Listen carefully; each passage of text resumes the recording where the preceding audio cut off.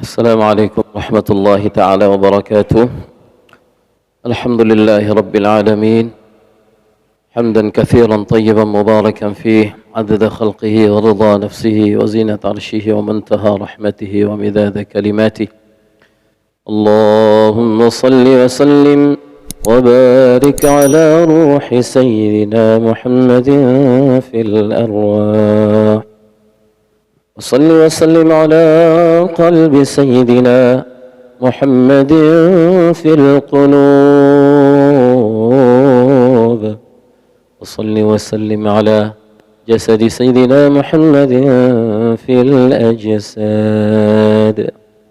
وصل وسلم على قبر سيدنا محمد في القبور، في كل لحظة أبدا عدد خلقك ورضا نفسك وزينة عرشك ومنتهى رحمتك ومداد كلماتك. فأعوذ بالله السميع العليم من الشيطان الرجيم. بسم الله الرحمن الرحيم. وقل رب زدني علما.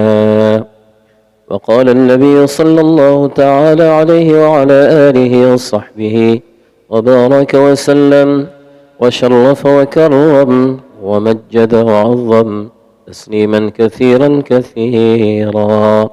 من سلك طريقا يلتمس به علما سهل الله له طريقا إلى الجنة، أو كما قال النبي صلى الله عليه وسلم.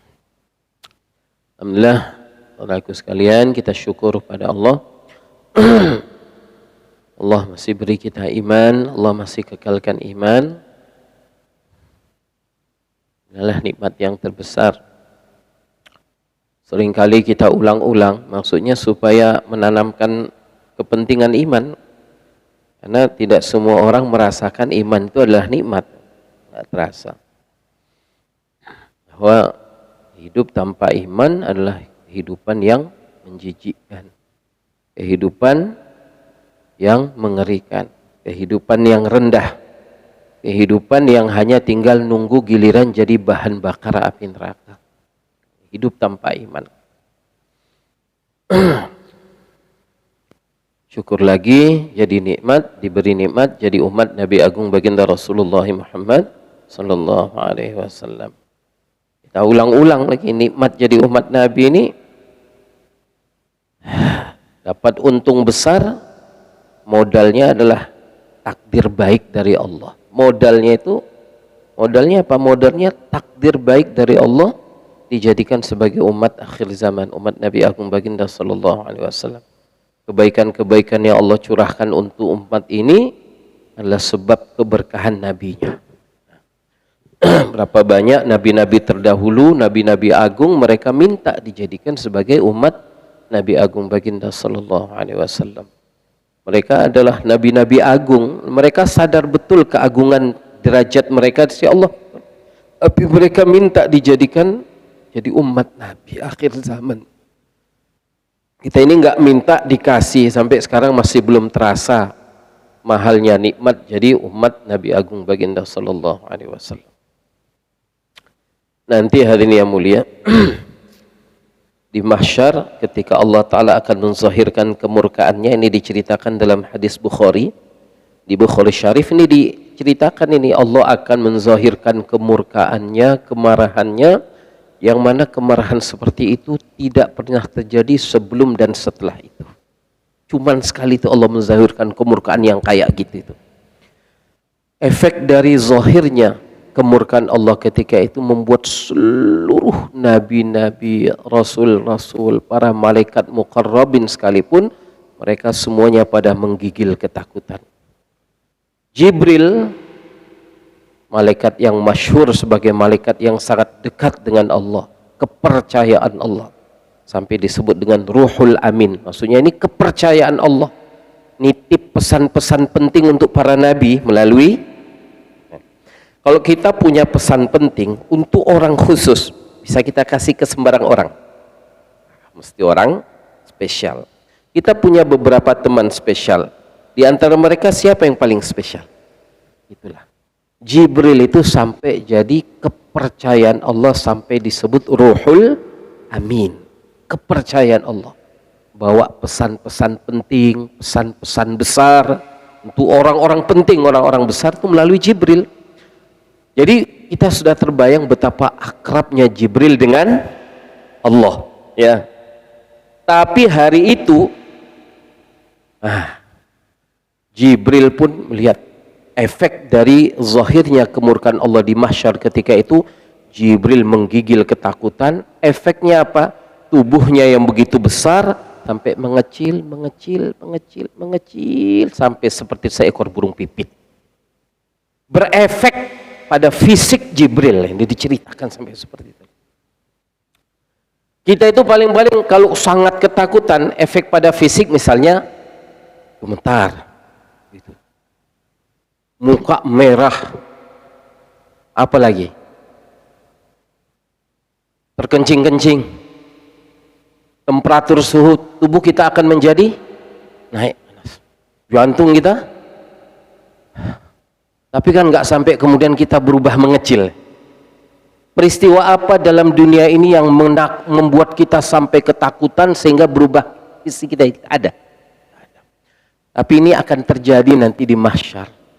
Sampai diceritakan Jibril yang gitu besar, hubungannya akrab dengan Allah, fisiknya besar dan kuat. belum pukulannya, belum tinjunya Jibril. Suara teriakannya Jibril menghancurkan kaum Ad, kaum Thamud. Mereka itu hancur dengan teriakannya Jibril. Coba bayangkan itu. Orang musyrik jantungnya pecah. Jantungnya pecah hanya karena mendengar suara Jibril dalam peristiwa perang Badar, Ukdum Khaythum. Beliau ikut perang Badar, Jibril ikut perang Badar. Saking cintanya kepada Nabi dan para sahabat ketika beliau ikut bergabung dengan orang-orang Islam dalam perang Badar, naik kuda putih namanya Khaythum. Ukdum Khaythum, ayo Khaythum, maju. Suaranya gitu aja. Orang musyrikin jantungnya hangus.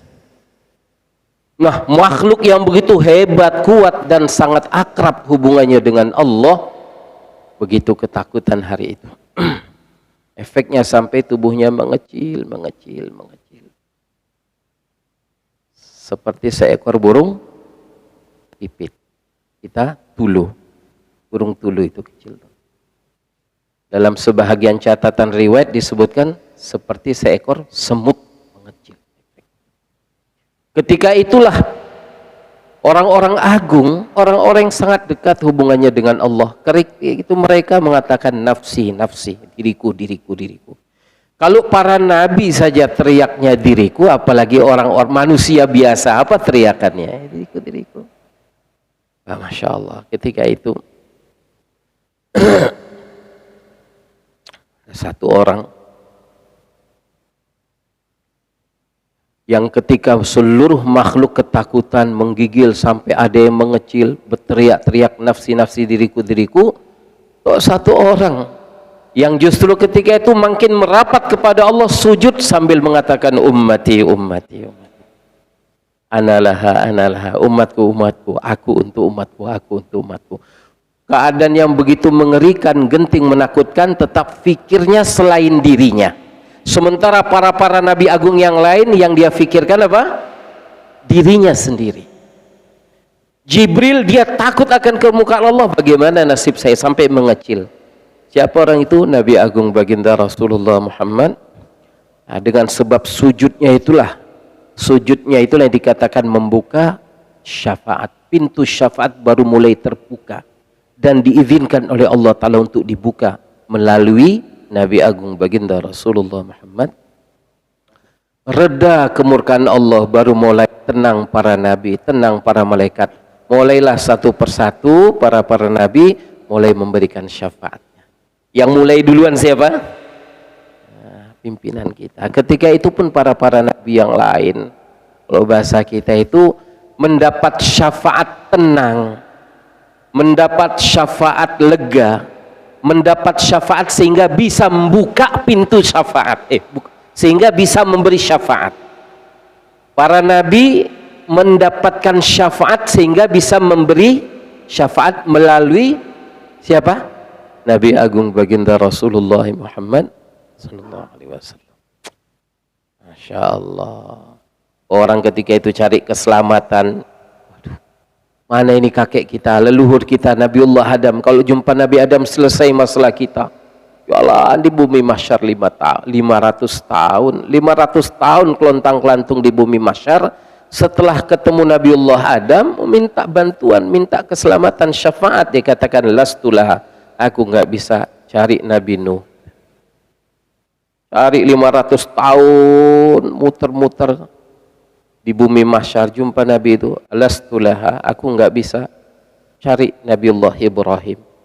Muter-muter 500 tahun cari Nabi Ibrahim, ketemu, hanya dapat jawaban lastulah, aku nggak bisa cari Musa.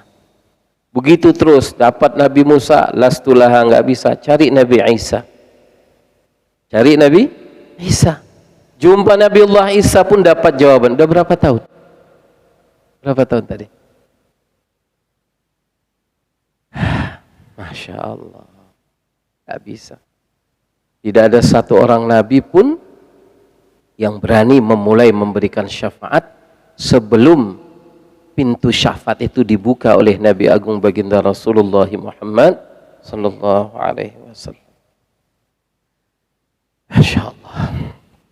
Kita syukurlah jadi umat Nabi Agung Baginda sallallahu alaihi wasallam. Malam yang lalu kita sampaikan, sekiranya kita sholawat seumur hidup.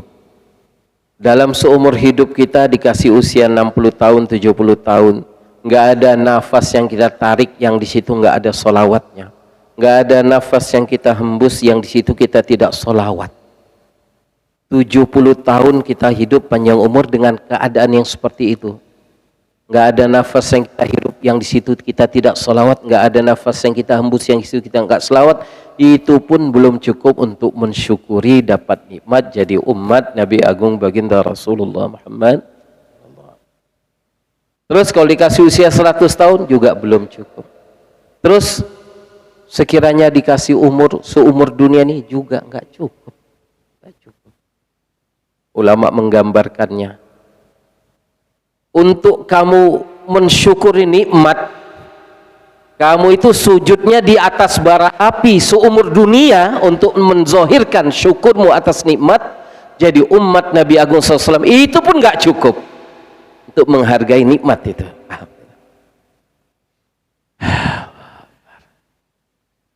Bukan sujud di atas karpet ini. Kamu zohirkan kesyukuran kamu itu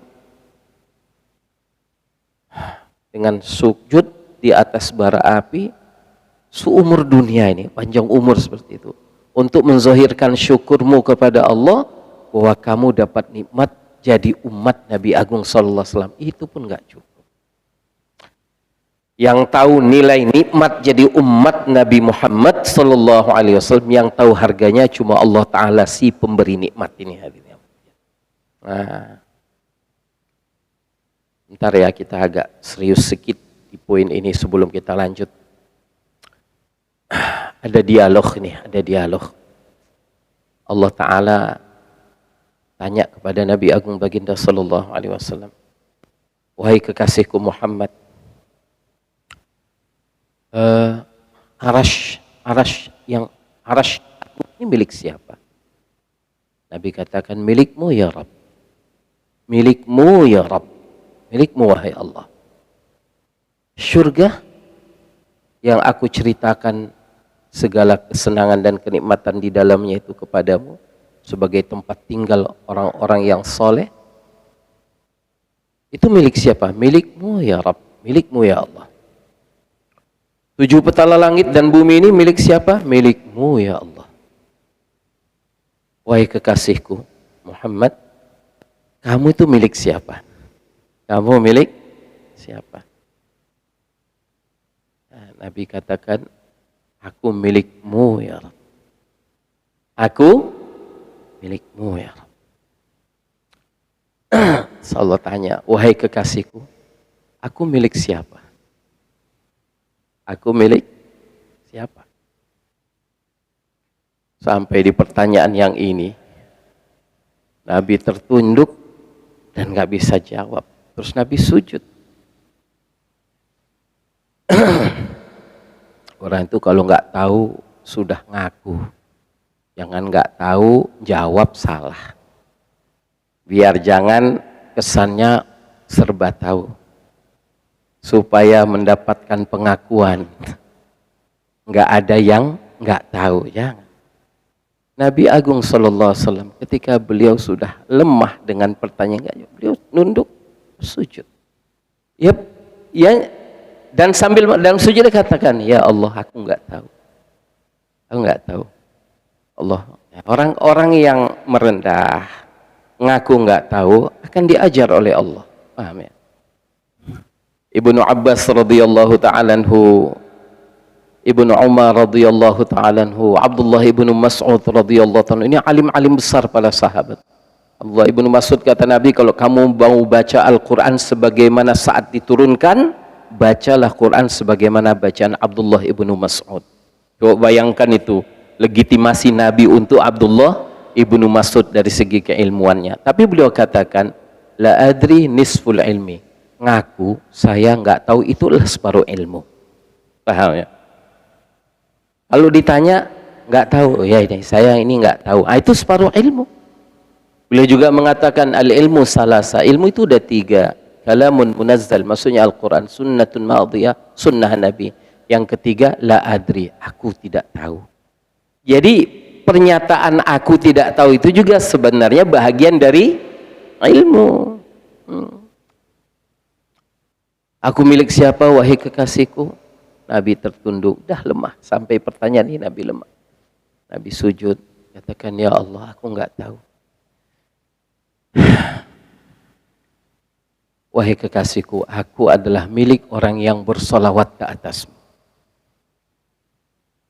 Aku adalah milik orang yang ternyata melalui jalan Nabi kita dapatkan Allah. Nabi ini adalah satu jalan. Satu-satunya jalan untuk kita dapatkan Allah. Nabi adalah satu-satunya pintu untuk kita sampai kepada Allah. Melalui Nabi kita akan kenal Allah. Melalui Nabi kita akan sampai kepada Allah. Melalui Nabi Agung kita akan dapatkan Allah. Amin. Jadi orang itu kok nekuni suluk, ngaku ma'rifat, jauh dari sunnah, bagaimana? Bagaimana? Katanya sedang berjalan di atas tariqah menuju Allah. Ini sedang berjalan di atas jalan menuju Allah. Tetapi kehidupannya justru jauh dari sunnah Nabi. Tertipu. Karena Allah Ta'ala katakan kepada Nabi dalam Al-Quran, Qul, katakan wahai kekasihku Muhammad. Atau sebagian ulama, setiap kata Qul dalam Al-Quran maksudnya dakwahkan, beritahu kepada umatmu. In kuntum tuhibbunallah. Siapa saja di antara kamu yang ngaku cinta kepada Allah, siapa saja di antara kamu semua, kamu nih yang siapa sih yang ngaku cinta kepada Allah, fattabi'uni, maka ikutilah aku. Aku ini maksudnya Nabi Agung Muhammad Sallallahu Alaihi Wasallam. Nggak ada jalan kita dapatkan kecintaan kepada Allah kalau kita justru menjauh dari Nabi. Nggak ada ceritanya itu. Baru yuhibbukumullah, ikut Nabi barulah kita dapat kecintaan Allah. Kalau sudah dapat kecintaan Allah, yuhibbukumullah wa yaghfir lakum dzunubakum. Kalau sudah dapat kecintaan Allah, salah dimaafkan, khilaf akan ditutup, dosa akan diampuni, aib akan disembunyikan oleh Allah. Kalau sudah dapat kecintaan Allah, jalannya adalah Nabi. Nabi adalah jalan, pintu. Dan tidak ada jalan pintu selain Nabi Agung Baginda Sallallahu Alaihi Wasallam untuk kita sampai kepada Allah, untuk dapatkan Allah. Maka kita syukur jadi umat Nabi Agung Baginda Rasulullah Muhammad Sallallahu Ta'ala Alaihi wa alihi wa sahbihi wa baraka wa sallam. Nah, kita istighfar dulu ya. Mau ngaji istighfar dulu supaya Allah Ta'ala buka hati, buka pintu ilmu. Astaghfirullah Rabbal baraya. Astaghfirullah minal khataya. Astaghfirullah Rabbal baraya. Astaghfirullah minal khataya. Astaghfirullah Rabbal baraya. Astaghfirullah minal khataya. Rabbi zidni ilman nafi'a wa wafiqni amalan salihan. Rabbi zidni ilman nafi'a wa wafiqni amalan salihan. Rabbi zidni ilman nafi'a wa wafiqni amalan salihan. Astaghfirullah Rabbal baraya. Astaghfirullah minal khataya. Rabbi zidni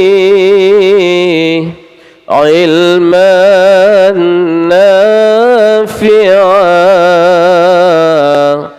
wa wafiqni amalan salihan. Jadi minta tambahan ilmu sekaligus minta taufik supaya bisa amal. Rabbi zidni ilma, tambahkan ya Rabb untukku ilmu, wa wafiqni, juga beri taufik dengan ilmu itu ya Allah, beri aku taufik amalan salihah, untuk bisa beramal soleh dengan ilmu yang engkau beri itu. Nah ya, jadi ringkasnya, syukuran jadi umat Nabi Agung Baginda Sallallahu Alaihi Wasallam, kita banyak salawat. Ya, ada nasihat dari satu orang ulama kita, usahakan kalau kita berada di satu tempat, jangan beranjak dari tempat itu tanpa salawat. Sampai ke satu kawasan, jangan lewati kawasan itu begitu saja tanpa salawat. Kalau kita berada di satu keadaan, jangan berlalu keadaan itu tanpa salawat. Saya kita duduk, minimal dalam duduk itu sebelum beranjak ada satu salawat minimal. Pas kita berdiri, minimal dari dalam berdiri itu ada satu salawat. Pas jalan, dalam jalan itu ada salawat. Bisa dijaga itu. Ya, usahakan. Kalau misalnya kita belum mampu senantiasa dalam selawat yang berketerusan, belum mampu, minimal dalam setiap tempat-tempat, waktu-waktu, keadaan-keadaan kita itu jangan kosong, minimal dari satu selawat. Pas duduk selawat, pas berdiri selawat, pas naik kendaraan selawat, pas turun selawat. Tidak bisa tergambar oleh akal, tidak bisa diterima oleh akal akan ketiadaannya. Nah, itu nggak bisa.